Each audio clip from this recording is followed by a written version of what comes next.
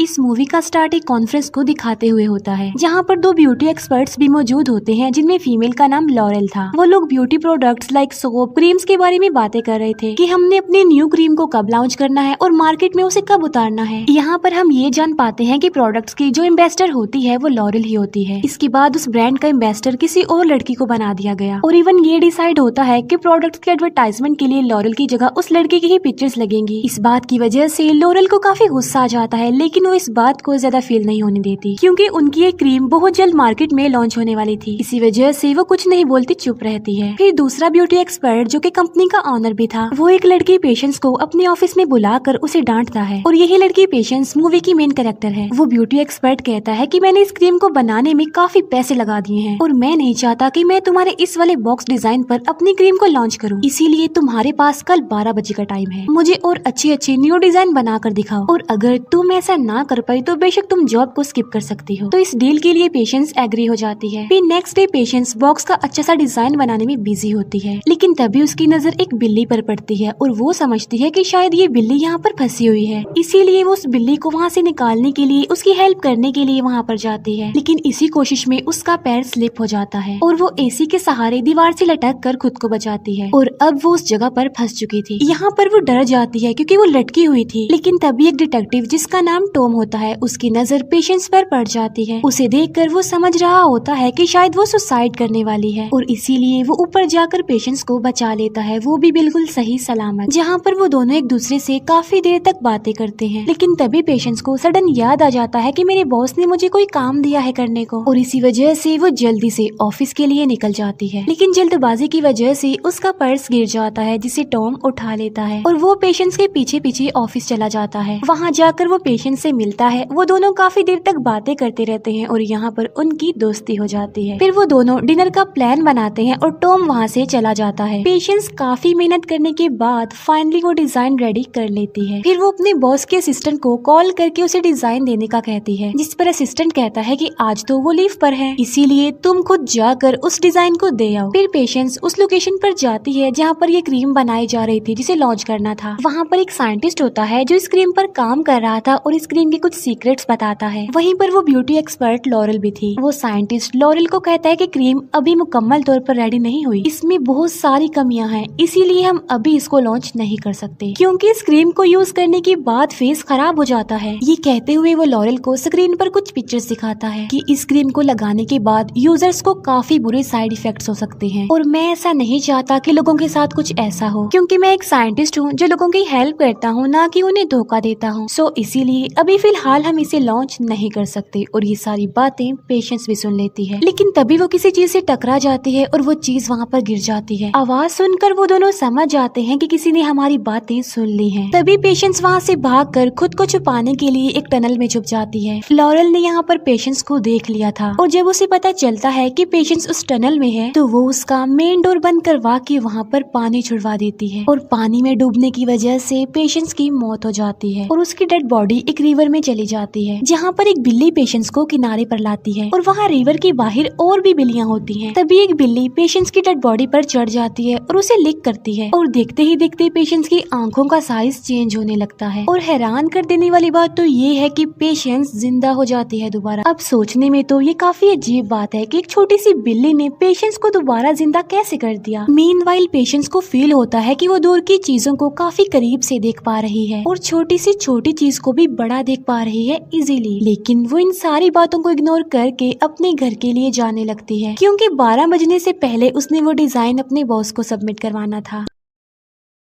लेकिन लेट होने की वजह से उसका बॉस उसे जॉब से निकाल देता है। अपनी जॉब को खोकर वो बहुत ज्यादा अपसेट हो जाती है, लेकिन तभी उसे टॉम याद आ जाता है कि आज तो हमने डिनर पर जाना था जो कि उसने मिस कर दिया। इसीलिए पेशेंस एक कॉफी कैन पर सॉरी लेकर टॉम के पास जाती है, जहाँ वो मिलकर पहले कॉफी पीते हैं और बाद में बास्केटबॉल भी खेलते हैं। यहाँ पर पेशेंस फील करती है कि मैं पहले से ज्यादा एक्टिव और पावरफुल हो गई हूँ। फिर अगले दिन पेशेंस को अपने घर में वही कैट दिखाई देती है जिसको उसने बचाने के लिए अपनी जान की परवाह नहीं नहीं की। इसीलिए वो समझती है कि ये जो चेंजिंग्स मुझ में आई हैं, यानी जो पावर्स मुझे मिली हैं, शायद ये बिल्ली ही उसकी रीजन हो। इसीलिए उस बिल्ली के गले से उसका बेल्ट निकाल लेती है और एड्रेस के मुताबिक उस बिल्ली की ऑनर से मिलने जाती है, जहाँ पर उसे पता चलता है कि ये कोई नॉर्मल बिल्ली नहीं है, बल्कि इस बिल्ली में ये पावर है कि वो किसी भी मरी हुई लड़की को जिंदा कर सकती है। तब पेशेंस को पता चलता है कि उस रात उसके मरने के बाद इस बिल्ली ने ही उसको जिंदा किया था। फिर बिल्ली की ऑनर पेशेंस को एक मास्क देती है और उसे कहती है कि अपनी पावर्स का सही इस्तेमाल करो। इसके बाद पेशेंस अपने घर आ जाती है। तभी उसे उसकी फीमेल फ्रेंड की कॉल आती है और वो उसे अपनी और टॉम की सारी बातें बता देती है। फिर पेशेंस की फ्रेंड उसे एक ड्रेस गिफ्ट करती है जो कि कैट वुमन का ड्रेस था। फिर उसी रात पेशेंस बाइक पर बैठकर टॉम से मिलने जाती है और वही ड्रेस वो पहनकर जाती है, यानी कैट वुमन का ड्रेस जो उसकी फ्रेंड ने उसे गिफ्ट दिया था। लेकिन रास्ते में ही उसे कुछ चोर नजर आते हैं जो कि गोल्ड की शॉप को लूट रहे थे, जहाँ पर कैट वुमन यानी पेशेंस उन्हें काफी मारती है और ज्वेलरी को लेकर अपने घर आ जाती है। नेक्स्ट मॉर्निंग जब वो ज्वेलरी को देखती है तो उसे रियलाइज होता है कि ये ज्वेलरी मुझे अपने साथ नहीं लानी चाहिए थी, उसने ये गलत किया है। तभी वो एक नेकलेस के अलावा बाकी सारी ज्वेलरी एक इन्वेलप में डालती है और उस इन्वेलप पर सॉरी लिखकर उसे पुलिस स्टेशन पहुंचा देती है। इसके बाद वो अपनी फीमेल फ्रेंड के पास जाती है, जहाँ पर उसे पता चलता है कि क्रीम में कमियां और खामियां होने के बावजूद भी ब्यूटी एक्सपर्ट्स उसे लॉन्च करने जा रहे हैं। इसीलिए वो उस लोकेशन पर जाती है दोबारा से जहाँ पर ये क्रीम बनाई जा रही थी, और इस बार वो मास्क और कैट वुमन वाले ड्रेस को पहनकर जाती है। और तभी वो फ्लोर पर देखती है कि लॉरेल के साइंटिस्ट की डेड बॉडी वहाँ पर पड़ी हुई है और ये वही साइंटिस्ट था जिसने इस क्रीम पर काम किया था। और तभी वहाँ पर एक गार्ड आ जाता है और पेशेंस को देखने के बाद वो ये सोचता है कि शायद इस साइंटिस्ट को पेशेंस नहीं मारा है और इसी वजह से वो गार्ड अलार्म को ऑन कर देता है। और तभी वहाँ पर बाकी गार्ड्स भी आ जाते हैं और वो पेशेंस को किलर समझते हैं। तब किसी तरह खुद को बचाते हुए कैट वुमन यानी पेशेंस लॉरेल के पास जाती है, जहाँ पर वो पेशेंस को बताती है कि दूसरा ब्यूटी एक्सपर्ट इस क्रीम में कमियां और खामियां होने के बावजूद भी इसे लॉन्च करना चाह रहा है। इन बातों के दौरान पेशेंस को रियलाइज होता है कि लॉरेल भी अब दूसरे ब्यूटी एक्सपर्ट के अगेंस्ट है, क्योंकि लॉरेल उससे बदला लेना चाहती थी, क्योंकि उसकी जगह अब किसी और को एम्बेसडर बना दिया गया। तब वो दोनों प्लान बनाती हैं कि वो किस तरह उसे रंगे हाथ पकड़वाएंगी और उसके खिलाफ सबूत इकट्ठा करेंगी। यहाँ पर लॉरेल पेशेंस को एक मोबाइल फोन देती है ताकि वो दोनों डिस्कशन करने के लिए एक दूसरे से कांटेक्ट कर सके। इसके बाद टॉम जब अपनी ड्यूटी पर होता है तब उसकी नजर उसी कॉफी कैन पर पड़ती है जो उसे पेशेंस ने दी थी, जिस पर सॉरी लिखा हुआ था। तभी वो उस ज्वेलरी वाले एनवेलप को भी देखता है जिस पर सॉरी लिखा था और इसीलिए वो उस वाले सॉरी को कॉफी कैन वाले सॉरी से मैच करता है। और यहाँ पर टॉम को पेशेंस पर शक होने लगता है कि शायद उसी ने ही चोरी की होगी, उसी ने ही ये सॉरी वाला एनवेलप भिजवाया। इसीलिए टॉम उससे मिलने जाता है, जहाँ पर वो दोनों एक दूसरे के साथ काफी टाइम स्पेंड करते हैं, काफी बातें करते हैं। और रात को जब पेशेंस सो रही होती है तब टॉम एविडेंस कलेक्ट करने के लिए एक गिलास चुरा कर अपने साथ ले जाता है। फिर थोड़ी देर बाद लॉरेल के दिए हुए मोबाइल पर रिंग होने लगती है और वो लॉरेल की कॉल थी, जिसे पेशेंस सुनती है। लॉरेल उसे बताती है कि मैंने दूसरे ब्यूटी एक्सपर्ट के खिलाफ एविडेंस इकट्ठे कर लिए हैं और इसी वजह से उसे सजा हो जाएगी। उन एविडेंस को देखने के लिए पेशेंस जल्दी से लॉरेल के पास चली जाती है और इस बार भी वो पूरे कैट वुमन के गेटअप में आती है, जहाँ पर लॉरेल उसे कहती है कि तुम्हें उस सोफे के पीछे सारे एविडेंस मिल जाएंगे। इसीलिए पेशेंस देखने के लिए जल्दी से सोफे के पीछे जाती है। वो देखती है कि वहाँ पर तो उस ब्यूटी एक्सपर्ट की डेड बॉडी है और उसकी डेड बॉडी को देखकर ऐसा लग रहा था कि शायद किसी बिल्ली ने उसे मारा हो। यहाँ पर लॉरेल पेशेंस को कहती है कि मैं बहुत अच्छे से जानती हूँ कि उस क्रीम में अभी बहुत सारी कमियां हैं और साइड इफेक्ट्स हैं, लेकिन इसके बावजूद भी मैं उसे लॉन्च करना चाहती हूँ क्योंकि मुझे पैसा चाहिए,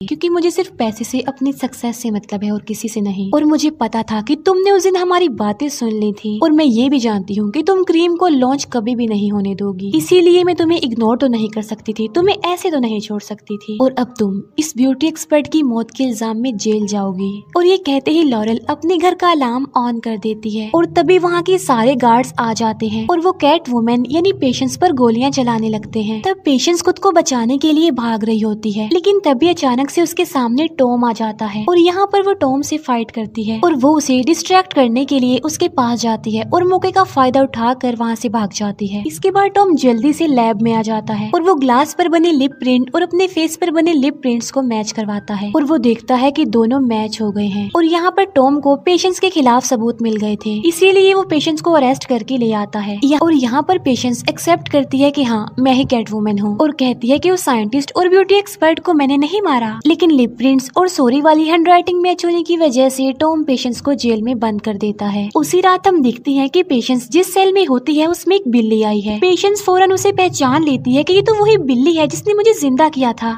और वो उस बिल्ली को सेल के रॉड से अंदर आते हुए देखती है। इसीलिए पेशेंस सोचती है कि अगर ये कैट इन रॉड से अंदर आ सकती है तो मैं इन रॉड से बाहर भी जा सकती हूँ। और इसीलिए पेशेंस भी उस कैट की तरह उस सेल के रॉड से बाहर चली जाती है और यहाँ से वो जाती है लॉरेल के पास जो उस क्रीम को लॉन्च करने वाली थी। हालांकि पेशेंस उसे ऐसा करने के लिए मना करती है, लेकिन लॉरेल उसकी एक नहीं सुनती और इस बात को लेकर दोनों के बीच बहस हो जाती है। वहाँ पर टॉम भी होता है जो पेशेंस को पकड़ने आया था और वो उन दोनों की कन्वर्सेशन सुन चुका था और यहाँ पर टॉम को सारी बात समझ आ जाती है कि असल में पेशेंस गलत नहीं है बल्कि लॉरेल गलत है। तभी लॉरेल और पेशेंस के बीच जबरदस्त फाइट होती है और इस लड़ाई के दौरान लॉरेल बिल्डिंग से गिर जाती है और उसकी ऑन द स्पॉट मौत हो जाती है। और तभी वहाँ पर टॉम भी आ जाता है और वो पेशेंस को कहता है कि दुनिया के लिए लॉरेल को कैट वुमन ने मारा है और तुम्हारे ऊपर इल्जाम नहीं आएगा क्योंकि पेशेंस तो अभी तक जेल में ही है। पेशेंस टॉम की बात सुनकर सारी बात समझ जाती है और इसीलिए वो दोबारा से अपने सेल में चली जाती है और सबको यही लग रहा था कि लॉरेल को कैट वुमन ने मारा था क्योंकि उस रात तो पेशेंस सेल में थी और इसीलिए पेशेंस को बेकसूर साबित करके उसे छोड़ दिया जाता है और यहीं पर इस मूवी का भी दी एंड हो जाता है। Thank you for watching.